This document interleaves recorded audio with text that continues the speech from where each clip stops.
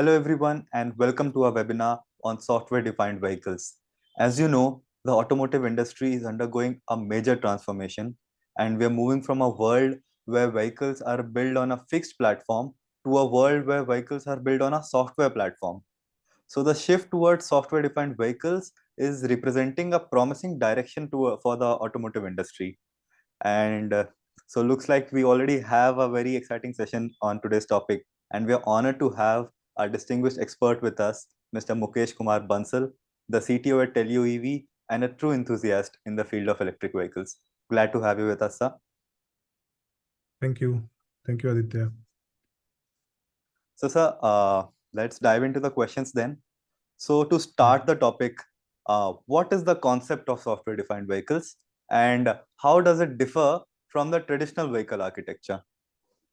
Yeah. So we have seen a big paradigm shift between traditional vehicle to software-defined vehicle nowadays.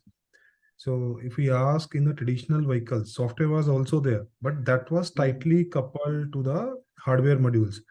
So in that sense, that was not easily upgradable, easily debuggable. So the cost was also high. In software-defined vehicle, the most of the software is decoupled from the electronics or the components in the vehicle. So where it gives a leverage to the OEMs to upgrade the software over the air in the vehicle, diagnose the vehicle faults, and upgrade the vehicle software to fix the bugs. And it gives ease also, and a lot of innovation is going there. Yeah, and it gives even though most lot of convenience to end users as well. Okay, sir. So thank you for answering that one, sir. And moving towards the next question of today's webinar, uh, could you please explain the essential software-defined components and the modules within a vehicle, and how are they able to interact with each other? Yeah, so in software-defined vehicle, a lot of electronics is there, as we already know. So the major components like engine control unit is there. Then a lot of embedded software goes there. So the major component is like embedded software operating system, like AutoSAR, then hypervisor, then infotainment system, navigation system, then vehicle chassis control. So there are a lot of components. And if you ask, there are a lot of communication protocols, there are a lot of interfaces between all those components in the vehicle. So protocols like CAN protocol, LIN protocol, then Ethernet, then wireless connectivity, then protocols from vehicle to cloud connectivity. So a lot of interfaces are there. Okay, sir. And sir, also we are aware that AI and machine learning have been transforming the world. So, how are these technologies being integrated into the software-defined framework of vehicles, and what are the benefits of this integration? So if you are like early seeing AI and machine learning is everywhere nowadays. So in vehicle also AI and machine learning plays a major role and gives lot of applications are there where AI already started being used. So for example, if you take ADAS system, nowadays we are seeing automatic driving assistance systems which started coming. Take example of Tesla, then Mahindra XUV 700. So where a lot of AI is used to identify the object accuracy. Then if we see a lot of AI is also used in the vehicle to predict the vehicle maintenance, predictive maintenance. Okay. Then if you ask in battery operated vehicle, in electric vehicle, AI is also used to analyze the battery consumption, driving patterns with the help of machine learning. And it can also help optimize the battery uses. And we are seeing started now safety and security. That's another thing where a lot of sensors are integrated in the vehicles. With the help of sensor data, like artificial intelligence and machine learning from a lot of data which is captured by the vehicle time to time. So that enhances the security of the and safety of the vehicles as well. And if you ask in machine learning, so machine learning is used to optimize the AI algorithms where a lot of data we capture, so which is again used to build a robust platform, robust driving mechanism, optimization, and all. Yeah. So AI Okay. is coming big way in automotive segment as well. Certainly, sir. And sir, you were talking about how AI and ML have been collecting data of a vehicle and the driver. So then there is always a cyber threat when there is data. So what Mhm. cybersecurity measures are in place to secure the software-defined systems of the vehicle? Yeah. So definitely when we collect our data and when we talk about connectivity, internet is there. Obviously, a lot of Hmm. vulnerability is there. So there are a lot of steps we have to take care, even though industry is taking. So one part, the foremost is like when we are writing the coding, the programming of Hmm. the software modules. So there are a lot of practices which are used to write a secure coding part. So that while Okay. booting of the system, we are using secure boot kind of thing. So that when system is getting powered up, no threat can be entered into that. Then Hmm. lot of assessments are there like vulnerability test, then penetration testing, which is again another standards are there which are used during the development to find out where are the threats, where are the Okay. possible leakages can happen. Then another area is like where people do a lot of access control, because whenever the vehicle is given, the access is based on the role of the person who is handling the vehicle. Maybe OEM is Hmm. having a different accesses, the end user is having a different access, service engineer is having a different access with the limited control. So that's another way where we like in the software defined vehicles, the threat is being controlled. Then regular patch management, which is being taken care because it's a software. And in software, Hmm. regular upgradation through the patch is another important step. So that's another thing. Then network segmentation, connectivity part, encryption is there, authentication is there. So a lot of then monitoring and logging of the unwanted or each and every step, so that whenever any vehicle goes to a service, so that logs can be analyzed. So a lot of things are happening. That is from a development perspective. Then another major is like lot of standards are there which has to be complied and certified the vehicle according to them, which again Okay. makes sure that okay, whatever software goes, that is as per the standard and that is secure. Okay.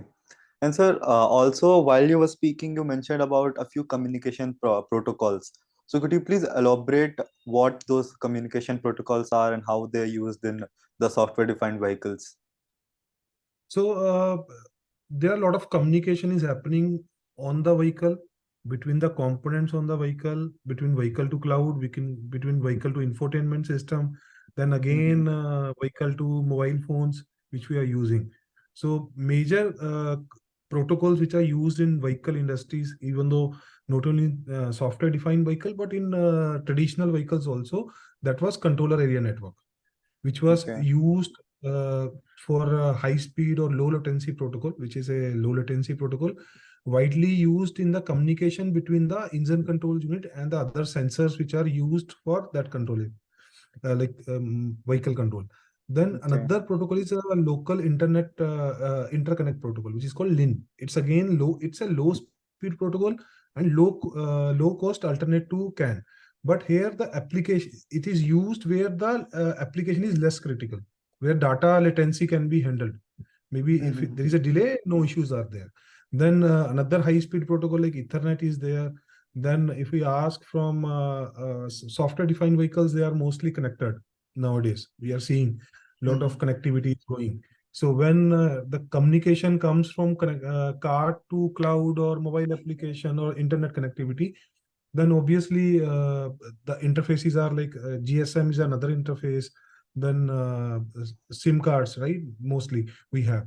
Then protocols are vehicle to vehicle communication, vehicle to infrastructure, then vehicle to cloud. There are certain protocols which are now used in EV and in other software defined vehicles. Yeah, Okay. it totally depends on where the what is the application, what kind of data is being transferred, and which type of modules it has to be transferred. So based on that, protocols are selected. Okay, sir. And sir, how does the shift to the software-defined vehicles impact the user experience? And how does it, help in maintenance and other aspects of owning a vehicle?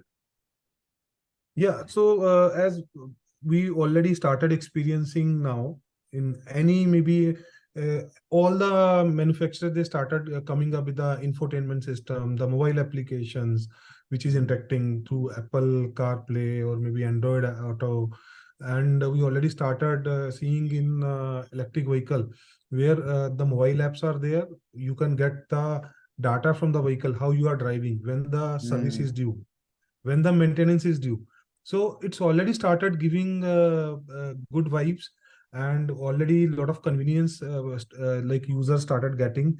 So and this is from a user perspective, where a lot of data, if you ask for electric vehicle, so it is very important to know what is the battery condition, what kind of mm, health you have. Huh? So another is like how much energy is remaining there. So a lot of how I am driving, if I am doing a rash driving, and now we are seeing the application of software like automatic driving assistance system. So a mm, lot of application we are seeing. So this is called a digital journey for a vehicle owner. And if we see the application for service centers and OEMs, definitely it helps to capture the data, deliver the warranties, and analyzing what is happening in the vehicle and fixing the issues if they found on the field without calling the vehicles in the system, okay. in the service centers. Okay, sir. And also, because the software defined vehicle shift is so big, what challenges are associated with the implementation, and what are the innovative solutions that the industry has come up with? Yeah, so if you ask, there are a lot of challenges we are seeing in the implementation point of view. So one major Mm-hmm. part is like technical challenges, if we see.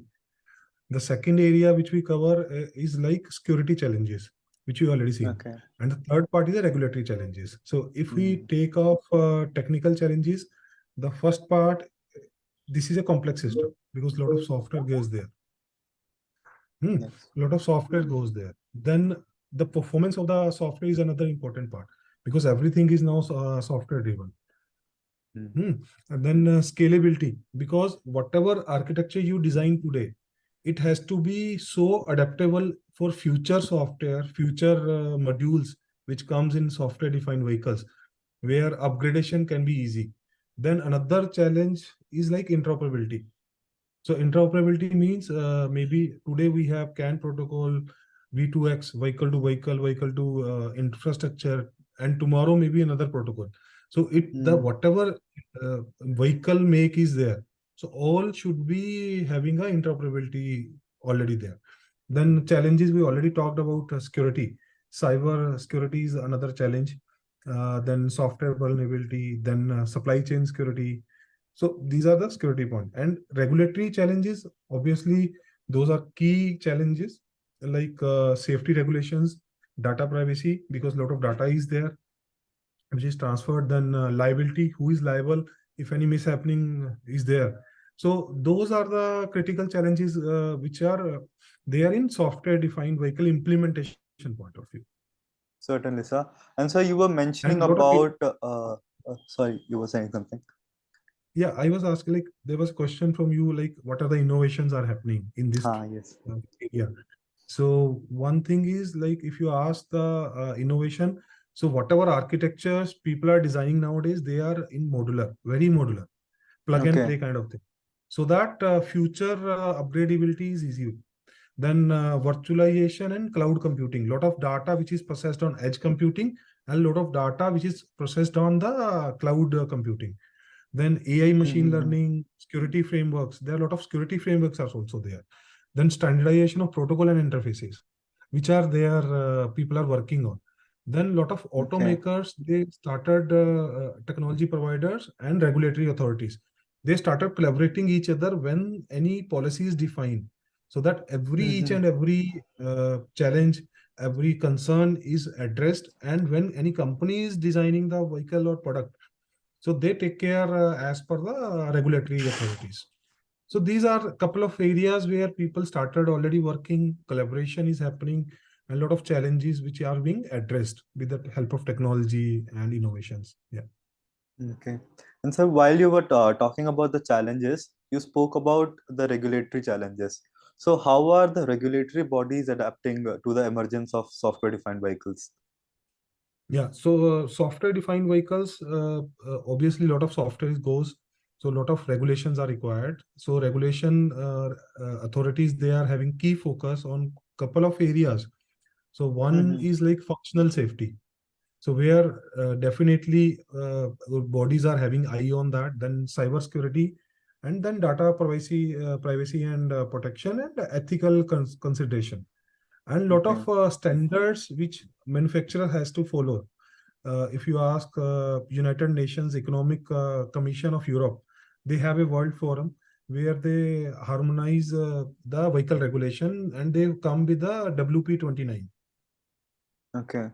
Okay. Which set of global standards, and which talk about the safety of functional safety of the vehicle. So Mm-hmm. that's kind of standard is there. Then lot of regional and national regulations are there. Maybe some regulation which are applicable only for India, based on the India geography and the type of users in India, conditions in India, and some Mm-hmm. are like outside country to country. That also depends. So couple of, if I ask, like European Union, they have a general data protection regulatory, which is called GDPR. Then US is also having federal motor vehicle safety standards. So Mm-hmm. which is again for a safety. Then if you ask for industrial standard, obviously industry, because a lot of components goes. So automotive security engineering council, that's one thing there. Then a lot of software goes. So AUTOSAR is another compliance body consortium, which is having a operating system or maybe some standardization in the software used in the vehicle. Then Okay. approval processes are there. The vehicles has to be certified. If you are in India, then from the Indian bodies, they have to have a homologation of the vehicle. Then Mm. ongoing monitoring and compliances which are there, where regulatory authorities are upgrading the compliance standards on time to time basis, and manufacturers are also adopting them. So Okay, this sir. way, if you see, there is a mix, like how these bodies are working with the manufacturers to make sure that safety, that the maturity of the product is there. Certainly, sir. And sir, what are the anticipated future trends or the coming up innovations in software-defined vehicles, and how do you see them shaping the automotive industry? Yeah, so if you see future trend, obviously the technology is growing. One future trend, technology breakthroughs, which we are seeing in uses of AI, machine learning, then in advanced sensor technologies, because a lot of sensors automation is happening in the vehicle. So new Mm, sensor technologies, new battery technologies.